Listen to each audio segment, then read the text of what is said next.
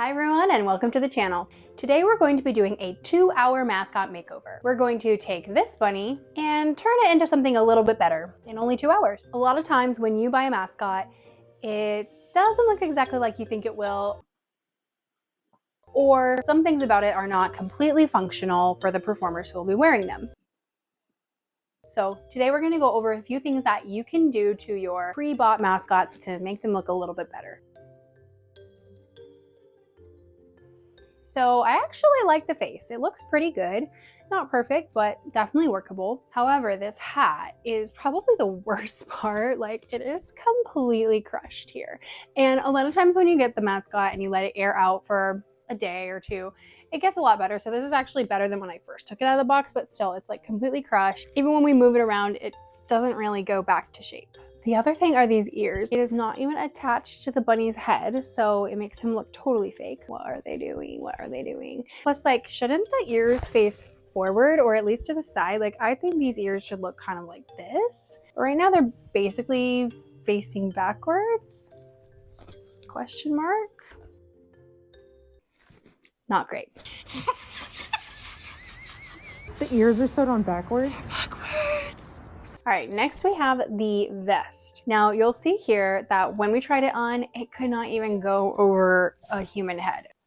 Not going to happen. So I literally had to rip it so that it would fit over a head.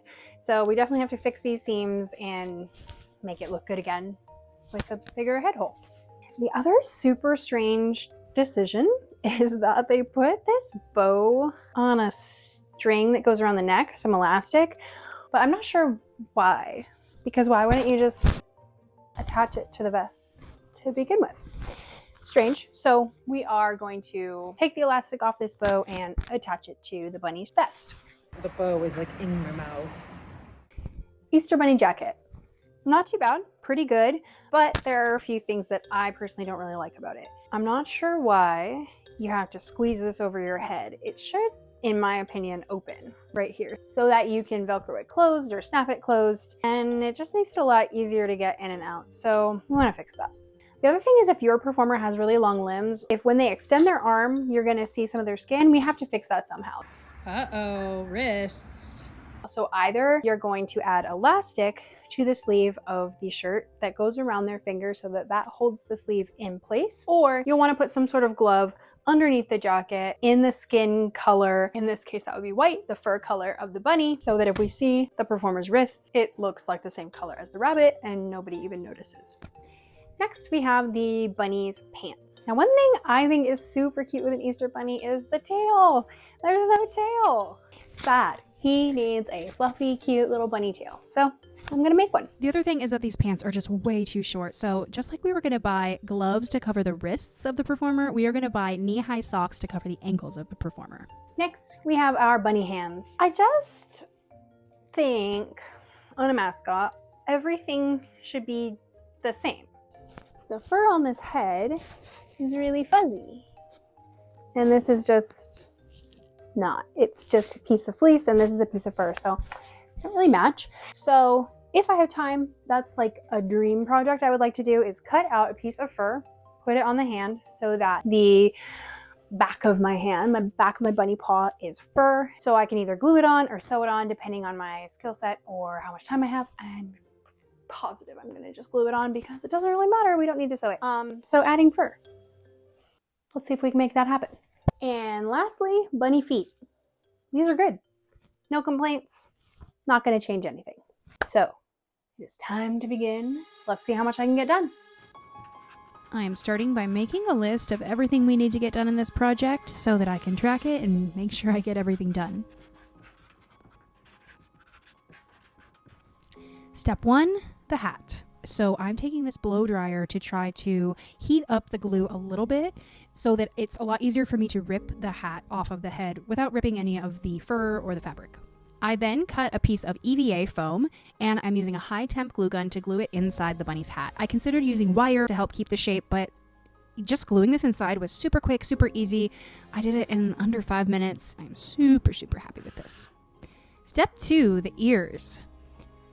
So the first thing that I am doing is I'm hand sewing the ear to the hat in the approximate position that I want it to be. So this is going to help the ear to stay forward as opposed to flopping to the side. And then I decided to glue the hat onto the head just like it was before. I was so tempted to hand sew this, but I learned in this project I didn't need to do that. I can just glue it, set it aside, and wait for it to dry. Step 3, the vest and the bow. So I'm pinning the seams where I had to rip the neck hole open, and then I'm using a machine to redo these seams. If you don't have experience with machine sewing, you can definitely hand sew this as well. So I put this vest inside the jacket next to make sure I know exactly where I want the bow to go. I'm detaching the elastic from the bow, I marked that place with a pin, and then I just hand sewed the bow in place. Voila! Step 4, the jacket. First, I just ripped the hot glue apart. I placed the heavy-duty snap where I wanted it to go, both sides on the jacket and the button side. And once I had the placement right, I hand sewed it in place. I could have done Velcro, but I find that with Velcro, if it's going to be stretched a bit as the performer moves around, sometimes the Velcro can come undone, but the heavy-duty snap will usually stay snapped. So I went with a snap instead of Velcro for this. Step 5, ears part 2.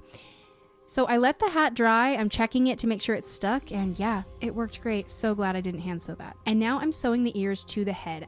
I used a white embroidery floss for this because it would be stronger, because as you can see here, I'm really pulling hard to get the ear to come down to the head. So I needed something stronger than a regular thread. I did both ears and oh, they look so much better. Step 6, the fur hands.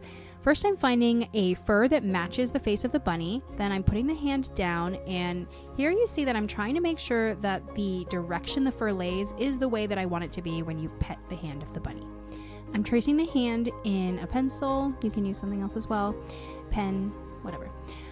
And then once it's traced, I'm using a Persona blade to make sure I just cut the lace of the fur. It's also good to wear a face mask or respirator anytime you're cutting fur.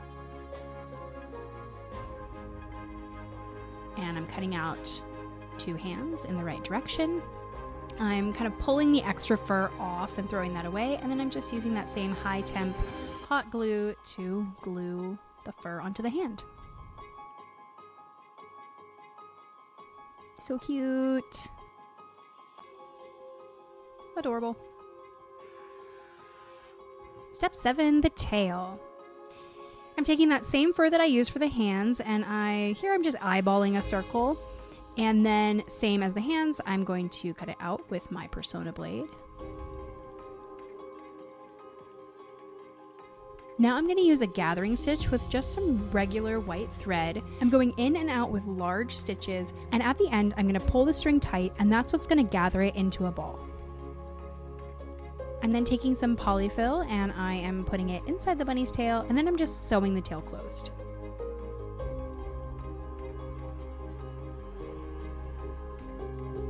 Next, to attach the tail to the pants, I use a pin to mark where I want the tail to go, and then I hand sew the tail in place.